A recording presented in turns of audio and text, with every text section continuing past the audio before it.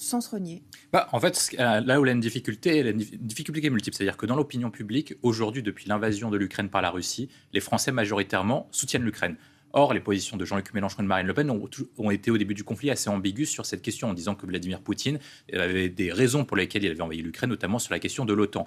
Et en fait, il y a plusieurs points qui bloquent Marine Le Pen. Premier point, c'est la position originelle de son parti vis-à-vis d'une dépendance vis-à-vis des États-Unis. Donc, une sortie de l'OTAN, c'est ce qu'elle avait proclamé à plusieurs reprises, même si elle a changé en parlant de sortie du commandement intégré de l'OTAN et pas une sortie de l'OTAN, donc une rupture avec les États-Unis. Autre point qui est important aussi, c'est la position de son électorat.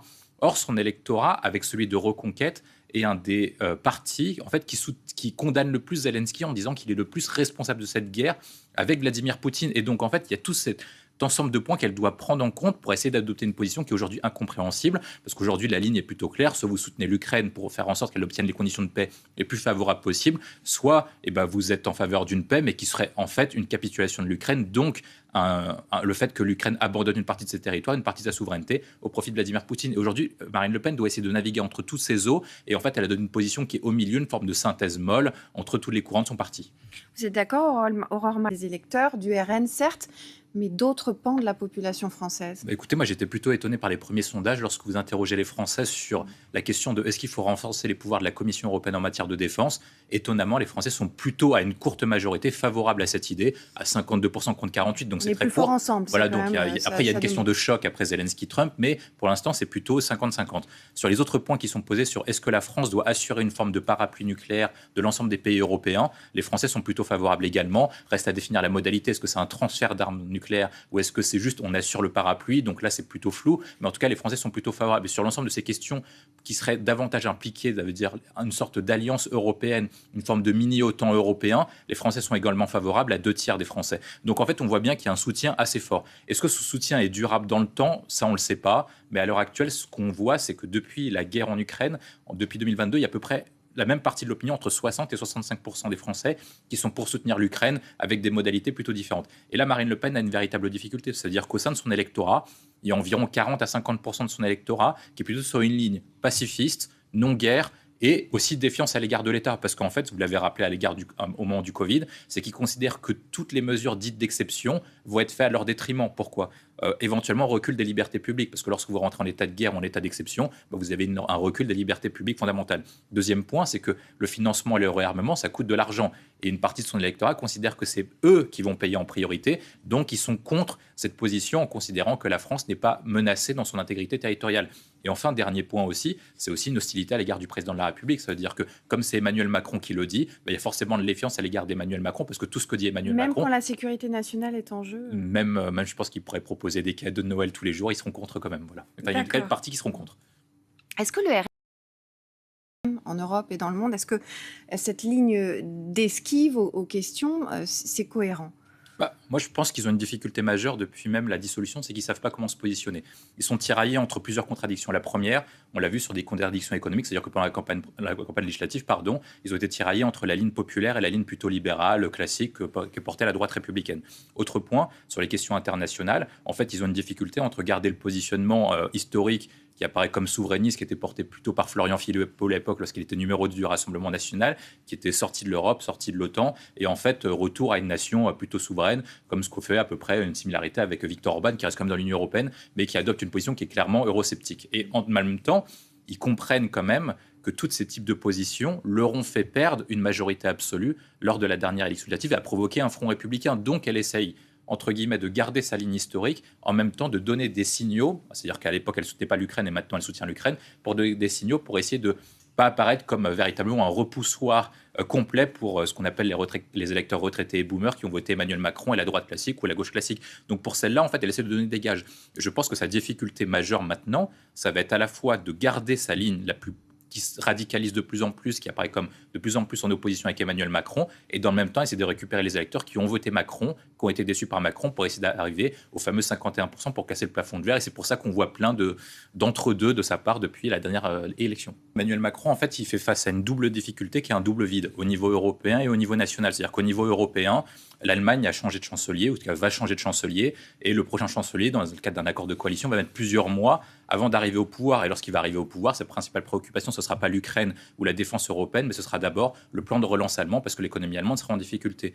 Auprès de la Grande-Bretagne, Keir Starmer est en difficulté, il a à peu près dans les mêmes difficultés qu'Emmanuel Macron, sauf que lui, il gouverne directement, il est face à des problèmes nationaux qui sont quand même très importants, avec une cote de popularité qui est très basse. Et lorsque vous regardez l'ensemble des dirigeants européens, en fait, il n'y a personne qui est à la fois capable de parler à Donald Trump, à Zelensky et à Vladimir Poutine. Il n'y a que le président de la République française, même s'il a coupé les points avec Vladimir Poutine, qui est en capacité de pouvoir assurer ce rôle. Pourquoi ? Parce que la France, traditionnellement, a un siège au Conseil de sécurité des Nations Unies. La France a l'arme nucléaire. La France est la deuxième puissance économique du continent. Donc, elle a des atouts pour pouvoir dialoguer avec tout le monde, surtout qu'elle a la seule armée de projection et une ambassade. Et on ne peut pas reprocher à Emmanuel Macron de ne pas être cohérent sur la puissance européenne en matière de défense depuis la Sorbonne. Ça fait longtemps. Et comme il est là depuis très longtemps et que c'est un peu le doyen, malgré son âge, du Conseil européen, naturellement, c'est vers lui que se tourne pour savoir comment dialoguer avec Donald Trump, parce que c'est un des seuls qui avait fait face à Donald Trump lors de son premier mandat. Donc, en fait, c'est un ensemble de raisons qui font qu'il n'y a que lui. Sur le niveau national, c'est peut-être encore pire, parce qu'en fait, il n'y a quasiment personne de pouvoir tenir une ligne cohérente actuellement. D'une part, parce qu'en fait, vous en avez parlé, la question du réarmement suppose de faire des choix.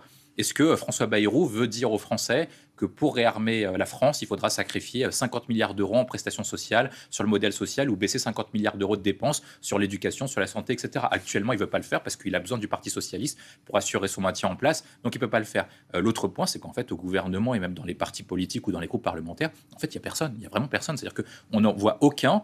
Lorsque vous posez la question aux Français, qui serait crédible sur les questions internationales, qui se démarquerait ? Vous avez des ministres qui sont en vue, comme Bruno Retailleau, vous avez des anciens premiers ministres comme Attal ou Édouard Philippe qui sont considérés comme populaires, mais il n'y en a aucun qui sont donnés d'une crédibilité incroyable sur les questions internationales ou sur les questions européennes, ce qui fait qu'en fait, il répond à ce double vide et c'est pour ça qu'il monte dans les sondages. Jean-Luc Mélenchon s'oppose à une défense européenne. Lui, il plaide pour un non-alignement de la France, pour une politique de désarmement des uns et des autres, y compris la Russie. Le Nouveau Front Populaire n'est pas une alliance politique, c'est une alliance électorale.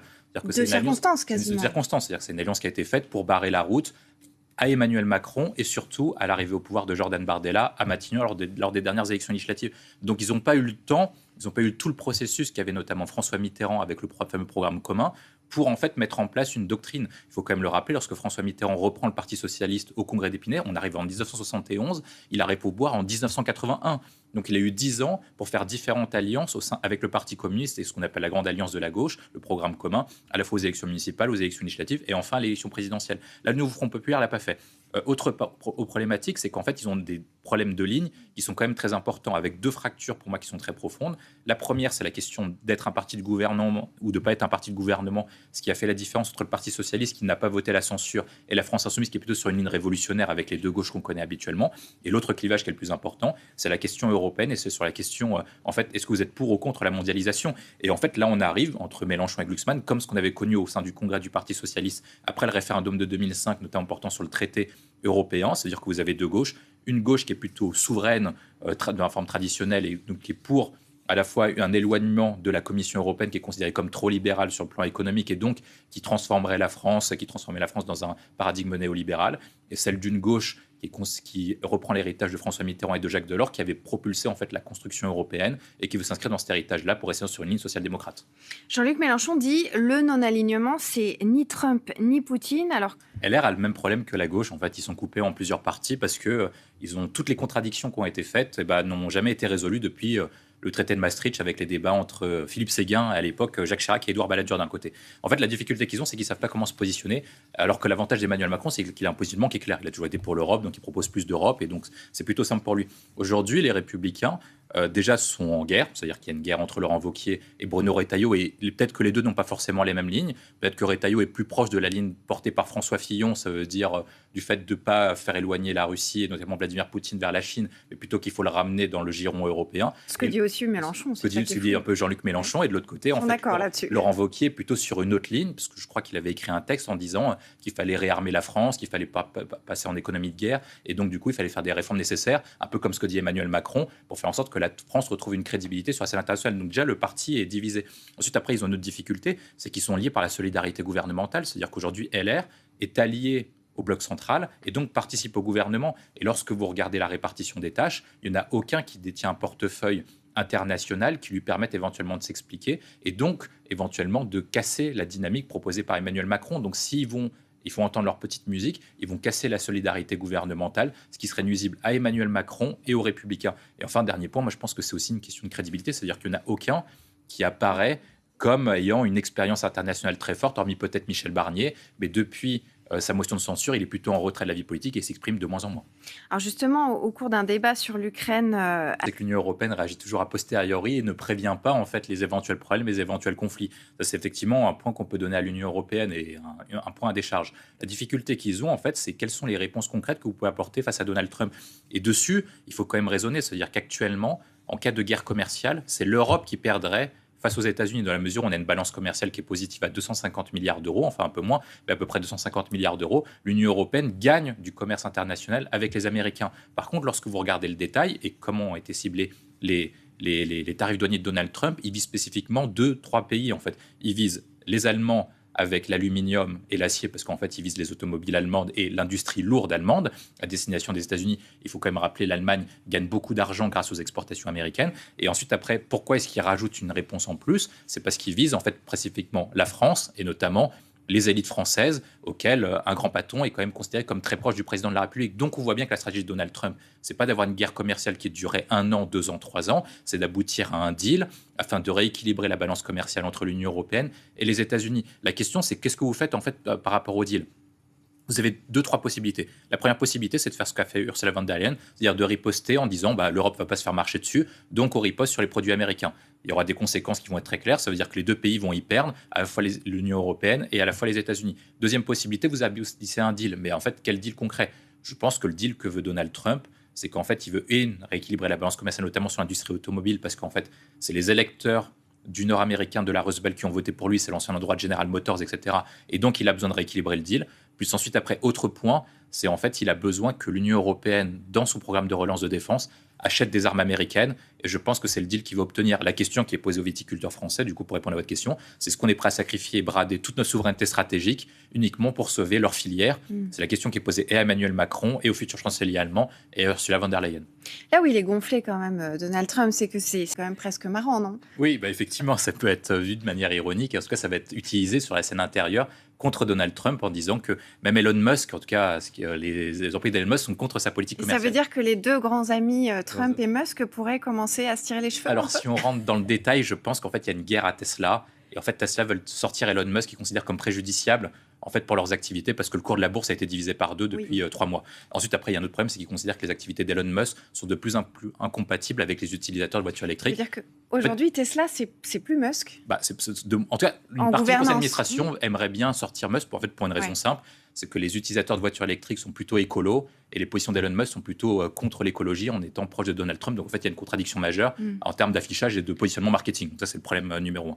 Le chose d'après, je pense que le problème qu'ils ont, en fait, Donald Trump, c'est qu'en fait, il y a un double point. C'est que lui veut faire un truc économique, mais je pense qu'en fait, c'est pas vraiment son point. C'est qu'il veut surtout obtenir des deals favorables pour assurer son électorat. Il faut quand même le rappeler, l'élection américaine est une élection indirecte, ça se joue par État.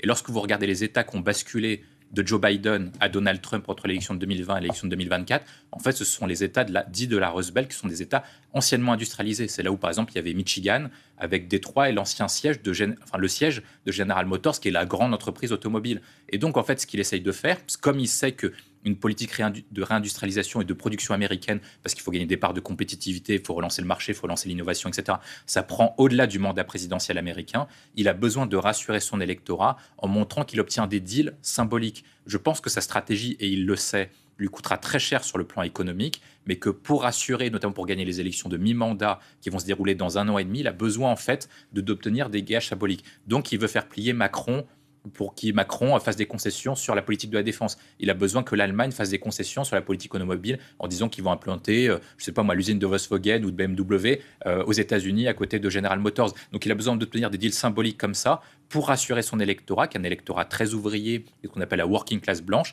qui a besoin de voter pour lui, parce que si, par cas, il rebascule du côté démocrate, il perd les prochaines élections, et donc dans 1 an et demi, il n'a plus de pouvoir, en tout cas, il n'a plus le pouvoir absolu. Il y a autre chose qui est en jeu et qui est très important, c'est ce qu'on appelle les